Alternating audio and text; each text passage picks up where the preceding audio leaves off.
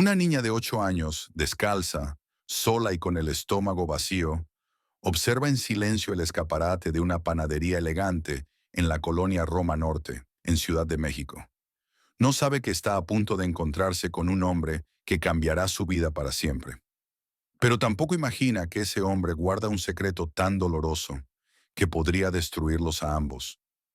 Estamos trabajando para llegar a los 1000 suscriptores y seguir creciendo esta comunidad de historias que sanan. Si esta historia toca tu corazón, suscríbete, deja tu like y comparte. Comenta si alguna vez viste a un niño en la calle y te preguntaste qué podías hacer por él. El aroma del pan recién horneado llenaba el aire de la tarde. En la vitrina de La Roma Panadería de Autor, los cuernitos glaseados brillaban bajo la luz cálida, junto a conchas de chocolate que parecían nubes, roles de canela aún humeantes y bizcochos de vainilla espolvoreados con azúcar. Afuera, entre la multitud apurada, una figura quieta rompía la normalidad de la escena. Renata, una niña de apenas 8 años, se encontraba de pie, inmóvil con la frente pegada al cristal de la panadería. Sus pies descalzos, agrietados y sucios, contrastaban con la pulcritud del lugar. Su vestido rosa, desteñido, tenía costuras rotas, manchas viejas de barro y sangre seca en una rodilla. Su cabello, largo y enmarañado, caía como un velo triste alrededor de su rostro. Pero sus ojos eran otra cosa. Eran de un azul casi transparente, tan claro como el cielo después de la tormenta. Miraban los panes con una hambre tan profunda que dolía más que el frío. Renata no siempre había sido una niña de la calle. Apenas 2 meses atrás, dormía entre sábanas limpias. Su madre le cantaba mientras le hacía trenzas, y su padre le decía, mi lucero cada vez que la abrazaba. Pero una curva mal tomada por un conductor ebrio lo cambió todo. El coche derrapó bajo la lluvia, se estrelló contra una valla, y ella despertó sola en el hospital, con la noticia de que sus padres no habían sobrevivido. Desde entonces vivía entre parques, portales y la bondad momentánea de algunos extraños. Dormía donde podía y comía lo que le caía. Algunos días eran pan duro, otros solo agua robada de fuentes públicas. Ese día en particular tenía más de 36 horas sin probar bocado. Dentro de la panadería los clientes charlaban animadamente, sin mirarla, hasta que la puerta se abrió y salió un hombre de traje gris oscuro, zapatos italianos relucientes, y una bolsa de papel Kraft en la mano. Tenía unos 40 años, el rostro marcado por años de decisiones importantes, y un reloj de oro que brillaba bajo el sol como un recordatorio de su estatus. Gabriel Salgado, CEO de una farmacéutica internacional, estaba acostumbrado a ver pobreza desde la ventanilla de su auto. Pero esa niña le paralizó el corazón. Algo en su mirada lo atrapó como un anzuelo invisible. Se detuvo, la observó por unos segundos y, en un acto instintivo, caminó hacia ella. Sacó un pan aún tibio de la bolsa. El olor a azúcar quemada se mezcló con el sudor de la ciudad. ¿Tienes hambre?, le preguntó con voz grave pero suave. Renata asintió apenas, sin mirarlo directamente. Los adultos normalmente pasaban de largo, o la corrían, o le decían, «Aléjate». Este, en cambio, le tendía un pan como si fuera un gesto sagrado. Ella estiró la mano con timidez, tomó el pan y lo acercó a su nariz como si quisiera asegurarse de que era real.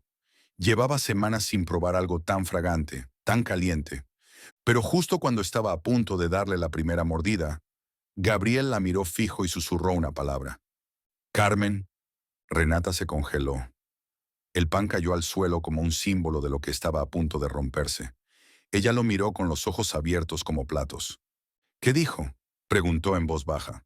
Gabriel se agachó lentamente, poniéndose a su altura. El mundo alrededor pareció silenciarse. «Carmen», repitió. «¿Tú, tú eres Carmen Salgado?». La niña negó con la cabeza, furiosa, confundida. «No, yo soy Renata, Renata López», gritó con voz temblorosa, retrocediendo un paso. Pero Gabriel ya tenía la foto en las manos. Una imagen vieja, gastada por el tiempo. Una niña de 3 años, con esos mismos ojos, en brazos de una mujer sonriente.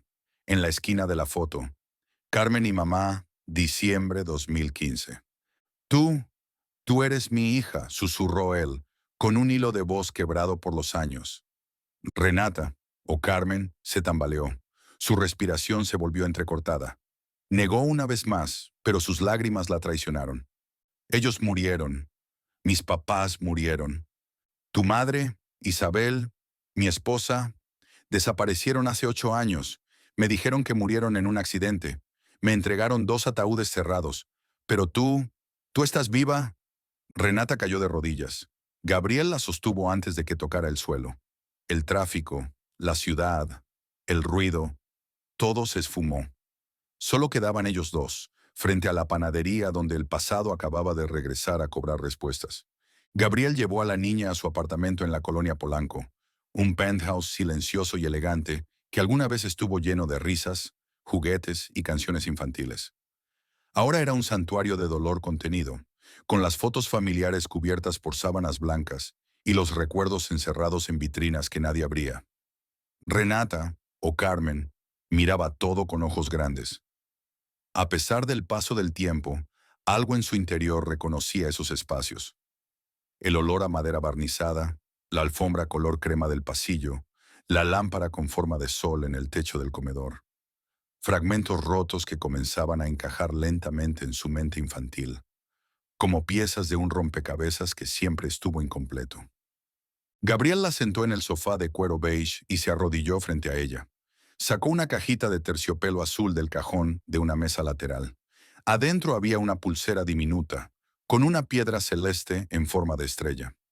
Te la regalé en tu primer cumpleaños. Dijiste que era mágica. La voz le temblaba. Dijiste que te protegería siempre. Renata, con las manos temblorosas, la tocó. Una lágrima silenciosa cayó por su mejilla sucia. Yo, yo tenía una igual, susurró. No es igual, dijo él. Es la misma. La niña lo miró, como si aún no pudiera creerlo del todo, como si el corazón quisiera abrazarlo, pero la razón aún desconfiara. Dijiste que mi nombre era Carmen. ¿Por qué me llamaron Renata? Gabriel se levantó despacio, caminó hacia un estante escondido tras un espejo. Activó un panel oculto y sacó un sobre con el sello desgastado. Lo había guardado por 8 años. El rescate.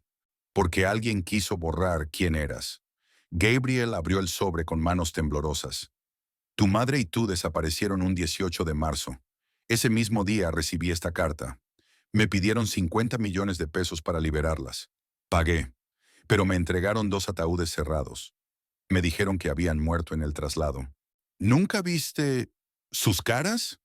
Nunca. Enterré 2 cajas selladas con más preguntas que respuestas. La niña bajó la cabeza. Mis padres adoptivos me dijeron que nací en Monterrey, que era hija de Lucía y Raúl López. Pero no había fotos mías. No había historia. Solo reglas. ¿Reglas? Tenía que decir siempre lo mismo si alguien preguntaba. Que tenía 8 años, que nací en el norte, que no tenía familia y que no debía confiar en nadie que dijera lo contrario. Gabriel cerró los ojos. El aire se volvió más denso, como si cada verdad revelada desplazara el oxígeno. ¿Alguna vez viste a alguien que pudiera haber estado vigilándote? ¿Alguien que te diera instrucciones? Renata dudó. Luego asintió. Un señor. Venía a veces. Era alto, con barba gris y una cicatriz aquí. Señaló su sien izquierda. Hablaba poco, pero le tenía miedo. Lo llamaban el doctor. Gabriel sintió cómo se le helaba la sangre. Doctor Rocha, dijo con la voz apagada. Emiliano Rocha, mi ex socio, el mismo que destruyó nuestra empresa cuando lo denuncié por fabricar medicamentos adulterados. El mismo que juró que me haría pagar por arruinar su imperio. Todo encajaba. El secuestro, las identidades falsas, la niña desaparecida y reaparecida con otro nombre. Gabriel se levantó con furia. Tomó su celular y comenzó a hacer llamadas frenéticas. A jueces, a exdetectives, a periodistas. Quería pruebas, nombres, direcciones. Quería justicia.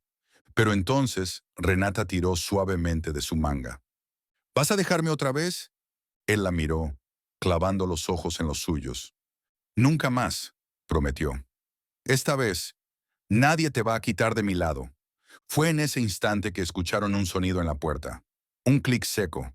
una cerradura deslizándose. Gabriel se giró de inmediato. ¡Atrás!, gritó a Renata.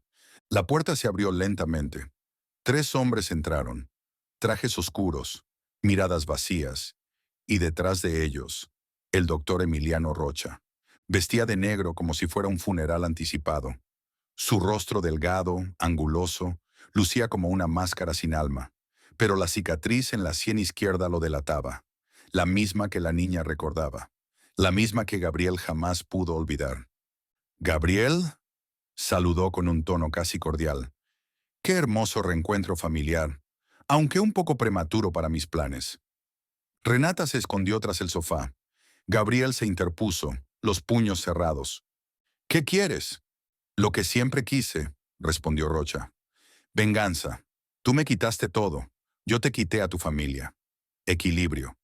Sacó de su abrigo una jeringa. Un líquido transparente y viscoso brillaba dentro. Esta vez no habrá negociación. Pero Rocha no sabía que Gabriel había pasado 8 años preparándose para este momento. La señal silenciosa que llevaba en su reloj activó un sistema de defensa que había mandado instalar. Persianas automáticas bajaron, puertas se bloquearon y una alerta silenciosa llegó a una unidad especial de la policía. El pasado había vuelto, pero esta vez Gabriel no era el mismo hombre indefenso que una vez lloró frente a 2 ataúdes cerrados. Esta vez estaba listo para luchar. El gas empezó a filtrarse por las rejillas ocultas del departamento. Incoloro, inodoro, pero letal en las dosis adecuadas. Gabriel había pagado mucho por ese sistema, pensando que quizás jamás lo usaría. Pero sabía que si el pasado tocaba nuevamente a su puerta, no podía estar desarmado. Los 3 hombres que acompañaban al doctor Rocha cayeron primero.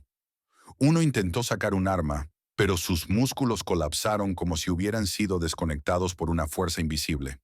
El segundo trató de llegar a la ventana, pero apenas dio 2 pasos antes de desmayarse. El tercero simplemente se desplomó con los ojos abiertos, inconsciente. El doctor Rocha, anticipando algún tipo de trampa, ya se había colocado una mascarilla negra que cubría su rostro.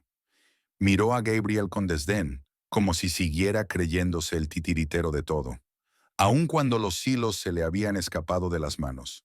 «Ingenioso», gruñó, «pero inútil». Gabriel no respondió. Se lanzó sobre él con una furia que no venía solo del presente, sino de 8 años de luto, impotencia y rabia acumulada.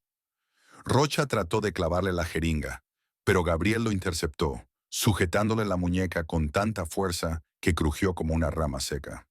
Rodaron por el suelo.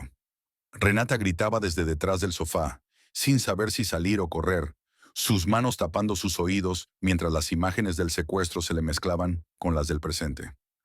La jeringa cayó al piso, rodando lentamente hasta quedar cerca del cuerpo de uno de los matones inconscientes. Rocha soltó un golpe directo al rostro de Gabriel, pero este no retrocedió. Lo miró con los ojos llenos de lágrimas y rabia. «Tú destruiste a mi familia», escupió. «Me hiciste enterrar 2 ataúdes vacíos. Me robaste a mi hija. Le robaste 8 años de amor, de infancia, de seguridad». Rocha rió con sarcasmo. «Y aún así no lograste matarme». «No necesito hacerlo», dijo Gabriel. Fue entonces cuando la policía irrumpió. Habían llegado en silencio, como sombras justicieras guiadas por la señal silenciosa. El comisario Blanco, un hombre grande, de rostro curtido por la decepción de la impunidad, encabezaba la operación. «¡Al suelo!», gritó apuntando al doctor Rocha con su arma. «¡Manos donde pueda verlas!». Rocha alzó las manos lentamente, aún con la mascarilla puesta. Gabriel se apartó apenas unos centímetros, suficiente para no ser parte del campo de fuego. Renata salió de su escondite y corrió hacia su padre. Se abrazaron fuerte, con un llanto que ya no era de miedo, sino de alivio, de sobrevivientes que, tras una tormenta, al fin ven el amanecer. El comisario caminó hacia ellos, observando a Rocha siendo esposado por 2 agentes encapuchados. «Lo logramos, Salgado», dijo con una media sonrisa. «Al fin, después de tantos años, se hizo justicia». «No es justicia aún», respondió Gabriel. «Falta una cosa». Se giró hacia Renata, que ahora se abrazaba a su cuello. «Hay una verdad que debe saberse, contada con voz firme y corazón valiente. Días después, en una sala de audiencias abarrotada de prensa, abogados y cámaras, Renata Salgado, con tan solo 8 años, se sentó en el estrado. Sus pies no alcanzaban el suelo, pero su voz alcanzó cada rincón del recinto. Contó todo: los secuestros, el cambio de identidad, los años con la familia González, la visita recurrente del hombre de la cicatriz, el miedo, la mentira, la vida robada. Cada palabra salía cargada de emoción. El país entero observaba en silencio. Y cuando terminó, el aplauso que estalló no fue solo por su valentía, sino porque su testimonio se convirtió en el golpe final contra una red criminal que había permanecido intocable por años. El doctor Rocha fue condenado a 2 cadenas perpetuas por secuestro agravado, suplantación de identidad, asociación delictiva y múltiples crímenes contra la infancia. Gabriel, por su parte, donó su fortuna y vendió su empresa. Con ese dinero fundó Estrella del Retiro, una organización que busca niños desaparecidos, da apoyo legal a familias rotas y trabaja en conjunto con las autoridades para impedir más horrores como el que vivieron. Pero lo más importante, lo que cambió verdaderamente su mundo, sucedía lejos de los titulares, en casa. Había retirado las sábanas de las fotos, colgado de nuevo los retratos de Isabel y Carmen, renovado la habitación de su hija con una mezcla de su pasado perdido y su presente redimido. Carmen, ya no Renata, dormía cada noche abrazada a su papá. Soñaba con dulces, no con jeringas, con parques, no con sótanos, con luz, no con sombras. Una tarde de sábado, mientras caminaban juntos por el Parque México, Carmen se detuvo frente a una panadería artesanal. El olor a pan recién horneado salía como un susurro desde las puertas abiertas. Miró a su padre y sonrió. ¿Podemos comprar un pan de vainilla? Gabriela asintió. Todos los que quieras, pequeña estrella. Y mientras mordía su pan entre risas, con las migas cayendo como pequeñas promesas al suelo, Gabriela entendió que el verdadero milagro no fue haberla recuperado, sino que ella, a pesar de todo, aún supiera sonreír. Si esta historia tocó tu corazón, suscríbete, deja tu like y comparte con alguien que necesite recordar que la esperanza siempre encuentra el camino. Comenta si alguna vez sentiste que la vida te quitó algo y después te lo devolvió de una forma inesperada. A veces los mayores milagros no vienen vestidos de luz, sino de una palabra, una mirada o un pan compartido en silencio. Y a veces una niña descalza frente a una panadería puede cambiar no solo su destino, sino el de todo un corazón roto. Gracias por acompañarnos en esta historia. Nos vemos en el próximo relato, aquí en Cicatrices del Alma.